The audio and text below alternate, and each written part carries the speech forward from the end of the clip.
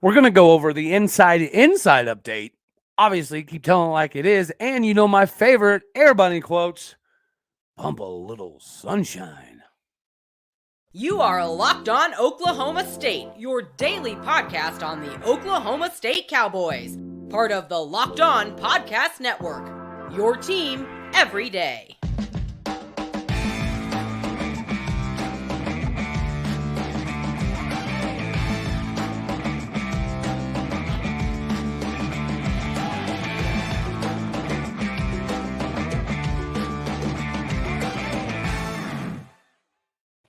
Howdy, y'all, and hello, all. Welcome back to Locked On Oklahoma State, your daily stop for all things cowboy and cowgirl related.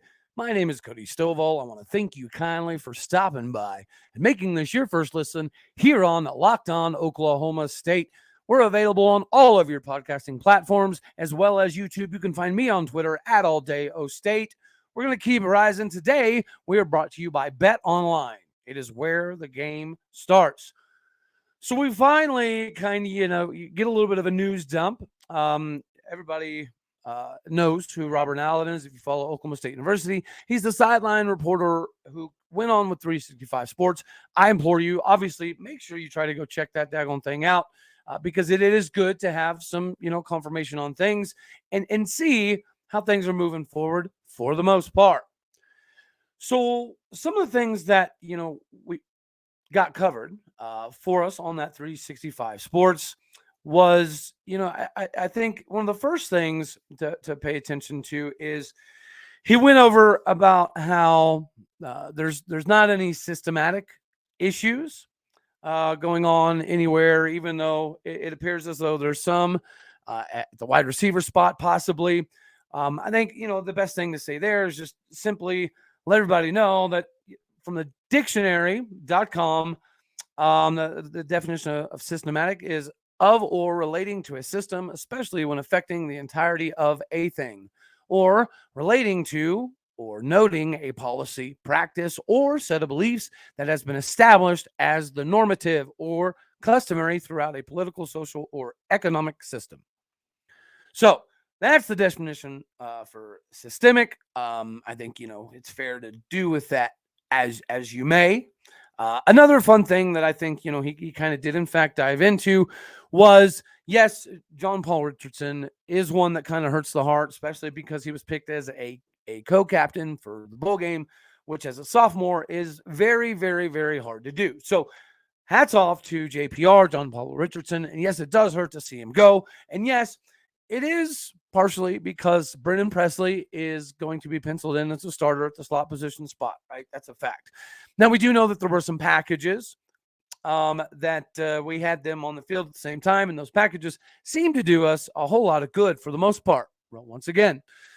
But at the same time, we also know that John Paul Richardson was pushed to the outside, whether more likely the X position. Don't know that the Z is really what was going to be his cup of taters. But again, him being shifted out to the outside, regardless of whether that's what he wanted or not, regardless of what the other wide receivers wanted or not. Now, we do understand that coaches have a job to put the players in the right position to be the most successful. We get that 100%. But realistically speaking, right, we got to make sure that if you're going to honor somebody as a co-captain, that means he is proven to be responsible, right? He has proven to be a leader on the team. So his voice should carry some weight. And if he knows that he's going to be more beneficial at a different position, then maybe that could be something that we should have explored a little bit more. So yes, that is definitely one that hurts. Bryson Green. Now, if they're making JPR jump to the outside and we're thinking JPR is going to end up at the X position where Bryson Green already is, that's more competition for Bryson Green to have at that spot. And, he wants to be a guy, of course.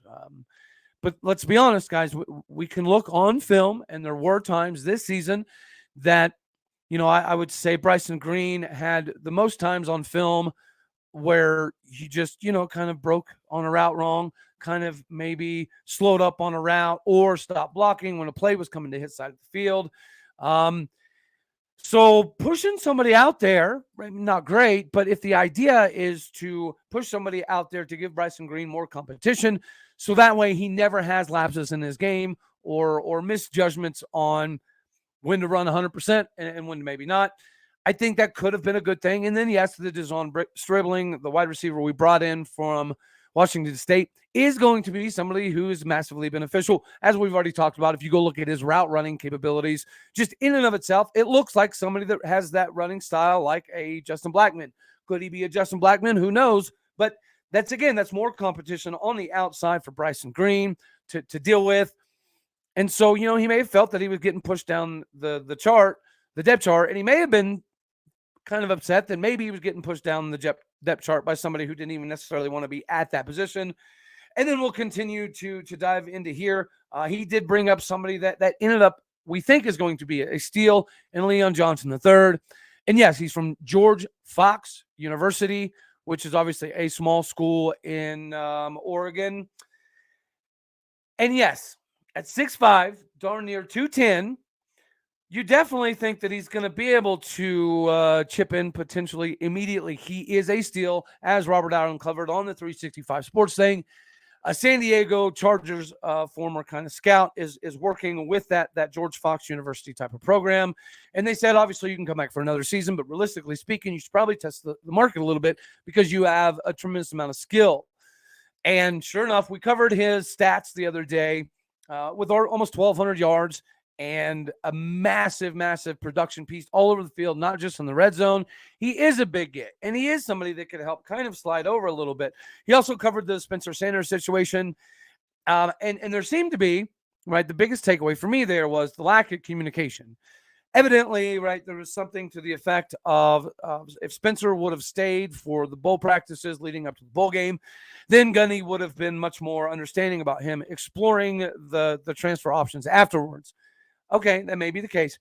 But if we're playing devil's advocate, and you guys know I have already talked about how we should have just ended the Spencer Sanders thing a little while ago because it felt like that divorce that was going to be inevitable at some point in time. So maybe we should get ahead of it. But at the same time, you got to take into consideration if he thought that maybe the offense was going to be a little bit more creative this year, if he thought maybe that people were going to have a little bit more say in how the offense was going to navigate its way down the field, and those things didn't happen. And obviously he had frustration with how quickly the plays were getting brought in, and he had some frustration with obviously how the offensive was coming along, how it was being used, and the kind of pull back your reins thing. It plays a part. And if he wants to go check out just to kind of basically see what's there, I completely get it. Now, you also heard that he was getting like $400,000 instead of, yes, it doesn't need to be talked about, potentially that Spencer Sanders turned down another $400,000 to go for more money, right? That's a conversation that I think is very, very fair. And right now, it hasn't exactly worked out precisely like he wants. But again, I don't want to miss out on the fact that what we've been hearing for weeks now on a continuous basis is the failure to communicate, right? We know the communication has not been very hot from the bowl game, the build up to the bowl game, especially after the bowl game. The conversations that you think are commonplace, that are natural to happen, have not been happening. And, I don't think that we should always completely absorb everything in the positives, even though there's a crap ton of positives, without reflecting on what potentially got us in these scenarios to begin with, right? What caused these situations to take place? And we'll continue to dive in even further there. But I do have to let everybody know out there, betonline.net is your number one source for news, stats, and analysis. Get the latest odds and trends for every professional and amateur league out there, from college football, bowl seasons, NFL football, basketball, World Cup. Realistically speaking, most everything that you could physically possibly find in the sports world, we're going to have you covered. If you love sports podcasts, got you covered there as well. We're always the fastest and the easiest way to get your betting info. Head to the website today or use your mobile device to learn more. Bet Online, it is where the game starts. Go to betonline.net right now, because here at Locked On Oklahoma State, we're just going to try to point you in the right direction.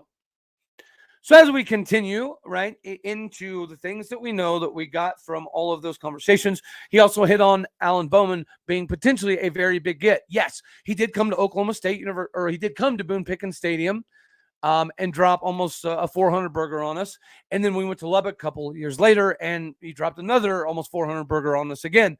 So we do know when he's playing against the orange and black of the Big 12, he seems to produce. Now, the production from 2018, 2019, it's all because of injury, right? He had, a big, he had the punctured lung in 2018, 2019.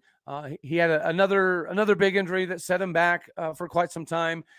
And then after that, he took redshirt eligibility year, and then he messed up his ankle, and then he went to Michigan. So yes, injuries have been the story for Alan Bowman, as it very well may be. But we also got to try to look at the bright side, or again, my favorite Air Bunny quotes, sunshine pumping. If the kid could produce like we've seen him produce, like Texas Tech knew he could produce, like Cliff Kingsbury knew that he could have been continually productive without, having all the injuries. If we can dig that out, then this is a huge win, right? The transfer portal for us has been phenomenal. And I've seen people say Oklahoma State's recruiting was terrible. There's multiple publications, right?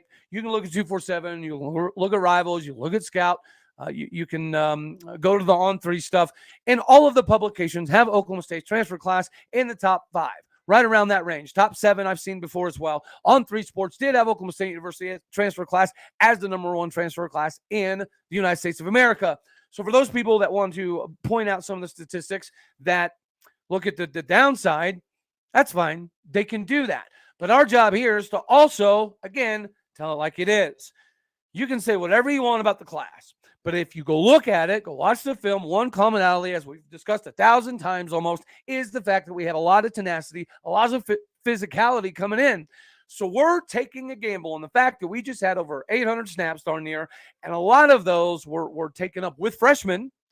And a lot of those snaps, well, actually 90-something% of the freshmen and the sophomore snaps are in fact coming back for this next season, especially on the defensive side of the ball. We know how good the defense can be. We're all excited about what the defense could potentially be in 2023 with or without Derek Mason. Yes, we could potentially get a Jim Leonard. Yes, we could potentially get a Wood because his defense 2020 run range with Army was very impressive to watch, and he's continuing to ascend up the board. But as we've already kind of discussed here, doesn't make a whole lot of sense to go outside when you know that the guys like Coach Richmond and Joe Bob and Duffy and Hammersmith are going to be the ones teaching somebody coming in the system, because Gunny's already talked about Robert Allen. Sorry, I know words are hard. Just covered how obviously we're going to want to keep the staff in place, just like we did when we brought in Derek Mason. These are not bad things. So, but if we're going to do that, what's the point of bringing somebody in to teach if we already know all of the guys that are here? They're going to be comfortable. They already know the play calling. They know the system. They know what they need to do. They know what they need to work on. They know what they need to strive for. So again, I think Joe Bob Clements is the best decision here. He's gone. He's done his time.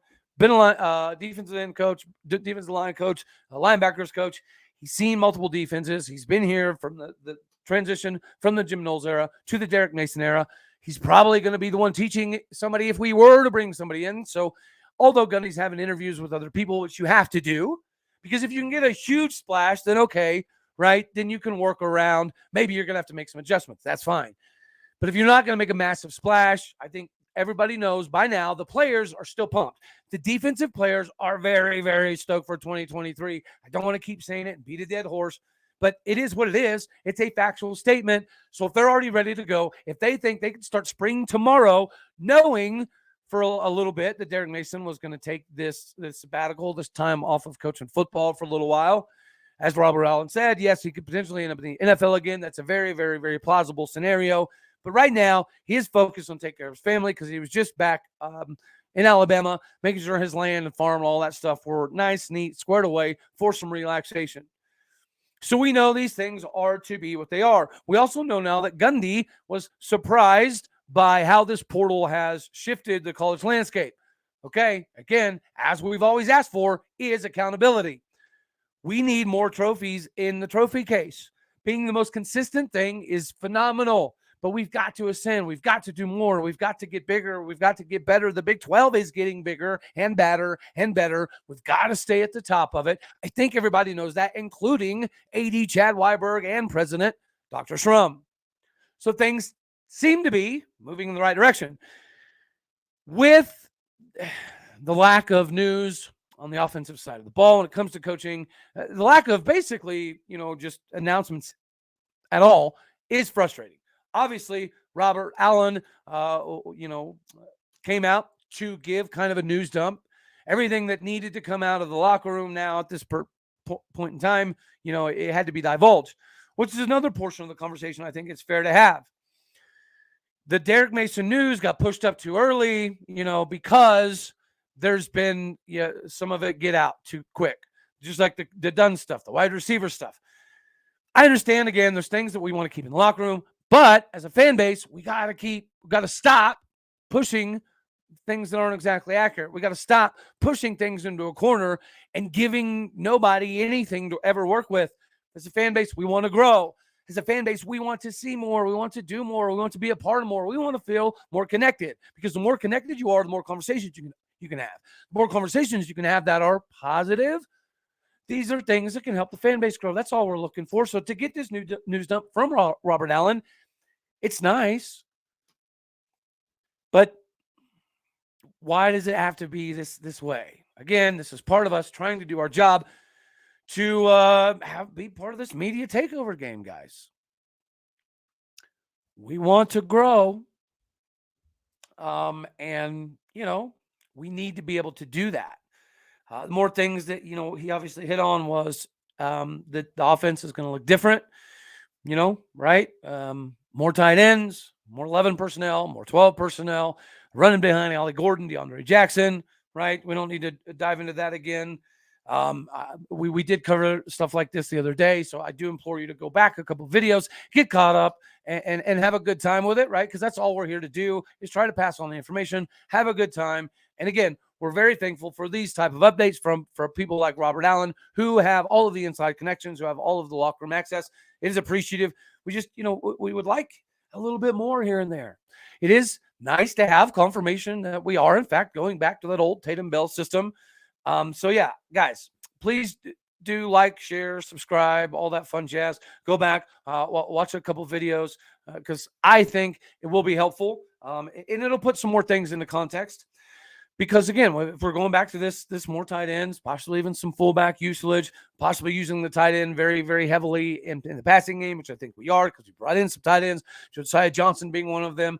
Blaine Green has been the guy that was supposed to kind of get that role this last season as a more of a passing option at the tight end. He can shoot out a little bit, help with some of the slot stuff, help with some 4 wide. We can even go 5 wide at times if need be, even though we are going to be running the ball a little bit more. We are going to find a way. It's not going to be square peg in a round hole. It doesn't appear so, because we do, again, have all of our offensive linemen coming back. Gundy is going to be more offensively involved next year. Not just the headset stuff. Not just coming on the headset and saying, no, we're not going to run that here. We need to punt. We need to do this. We need to conserve the clock. We need to take a knee, yada, yada, yada. I think it's more of the coaching side. He's going to teach Dunn, okay, this is what I did early on. This is what I did when I first started taking over. This is what I did, some of the stuff back to the Les Miles era. And it's funny because, as we've already covered, if Gundy's going to take a more hands-off approach, okay, fine. Bring an offensive coordinator, let him do his thing, let him run his plays, so on and so forth. If you're going to continue to be hands-on, and more so hands-on than even the headset, then be more involved in play calling. Because we've covered that you guys, we already knew Gundy used to be very creative. So we know he has it in him. We know he can do it. So if this is some more maturation process in Gundy, then again, let's just keep this train rolling, because there's a lot of positives, right? The sunshine pumping as it may be. But as much as we do need to cover about like the $400,000, we first need to talk about, yes, guys, again, we're fine from the financial side. We're fine from the NIL side. We can pay big boy money just like everybody else. But we're going to make more of a concerted effort, especially now, and give it to guys who have proven it. And Spencer did. So Spencer deserved that money. And if Spencer wants to shop, then that's okay. We need to work on communication, whether it be with Spencer Sanders or any of the wide receivers or with Casey Dunn, right? Regardless, we know we got some things to work on. So it is nice to have some of it kind of, be able to help us shed light, connect a little bit more dots, I guess you could say. The negative to the $400,000 and our ability to pay top dollar is We paid almost $500,000 and then got burned. You could argue. So I think, again, these donors, these investors, they want the success. They want the exploration, the things that we're doing. You've seen a lot of dudes getting brand new cars in the last couple of days. This is stuff that's going to continue to grow. Shout out to Kenyatta Wright and all the guys that are involved with Pokes with a Purpose. They're going to be a massive NIL collective. They're already doing their thing, as you see right at this very moment. It was a slow build up for them because they wanted to make sure it was right, and they've got it there. So again, don't stress from the NIL perspective, but let's do pay attention to the guys who do, in fact, put in what it's going to take to equal that amount. And Spencer did. And things just, it was that divorce that needed to be what it was. On the same vein was the money. Is the N.I.L's fine? The collectives are fine. We know we have all of the money that we've got from Boone that was tied up in litigation for a while. We're fine. But I also heard the other day on Space, right? There's some fans that were saying that it's going to take multiple 5 to 7 win seasons, 3 or 4 in a row before Gundy's fired. I mean, I understand if that may be the thought process, but I just don't think that's the case anymore. I think Chad Warburg knows good and daggone well in this age of NIL and transfer era, even with the new transfer rules, where the secondary transfer is going to become a little bit more difficult, which needs to happen. It needed to happen. It's a good thing, but it's still going to happen. Still going to have NIL. Still going to have transfers. Still going to have a lot of things involved in recruiting that just need to grow a little bit more. So I think Chad Weiberg is smart enough to know we, Oklahoma State University, we have enough money right now to do anything. But if we go 4 years with mediocre seasons and we're okay with it, we don't have the instantaneous cash flow immediately to become relevant. It's going to be another slow buildup. We can't afford that hemorrhaging of blood. We will bleed out and have a tougher time coming back up before that happens. So hopefully what happens this coming 2023 is Gundy has a massive year. If Gundy does have a 10+ win season, then clearly it's another instance where we can say, okay, we had growth. That's what we're looking for. We're looking for more growth and more trophies. Can't have one without the other. You can't regress and win trophies, right? We've proven it this year, whether you want to go back to the systemic problem or not, whatever, there's an argument to be made. But the systemic side of some of the issues we need to talk about, we need to address. So it's a good thing that the information is a little bit more accessible. It ain't easy to access, that I can assure you of, but it's better for the fan base.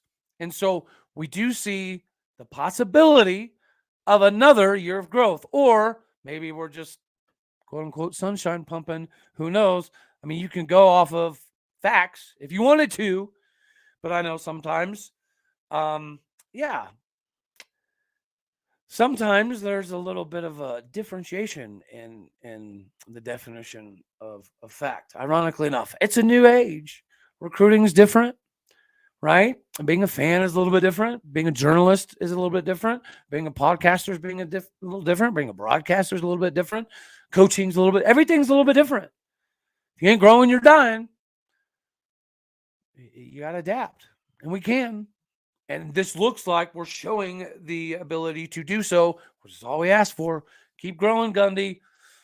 Let's keep making better inroads with recruits and parents and transfers. We're adopting a little bit more of the transfer market, which is a good thing, right? We were people forget, we were at the foreground of bringing in transfers back in the day with your Tyler Patmans, right? We had multiple defensive backs, Michael Hunter, that we brought in just for, to fill a couple holes for a couple seasons, and it worked out for them, and we kept getting that. But now it's on a massive scale.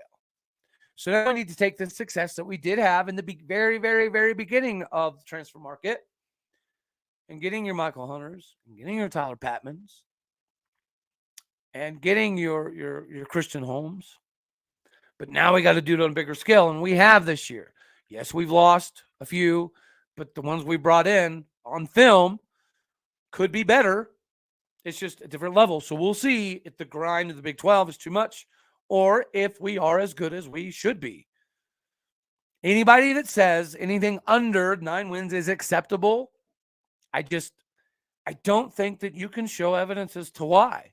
The consistency is fine. It's great. We needed it. We love it. But there's multiple coaches that have proven that you don't have to do the 15-year slow grind anymore. We got this transfer class squared away. This transfer class should fill the holes that we've lost. So we should be fine. And we'll get to cover the post game, right? We got the Saturday matchups for both men's and women's basketball, and both of which, right? Women's, this could be 3 in a row. For men's, this could start a trend moving forward, which we need. You know, the Musa Cisse, Avery Anderson injuries are kind of game time decisions. So we'll see what happens there. But it'll be a good day. So we'll be able to do some post games. I cannot wait. As always, I love you all. God bless. Go Pokes. And until post game, I will see y'all later.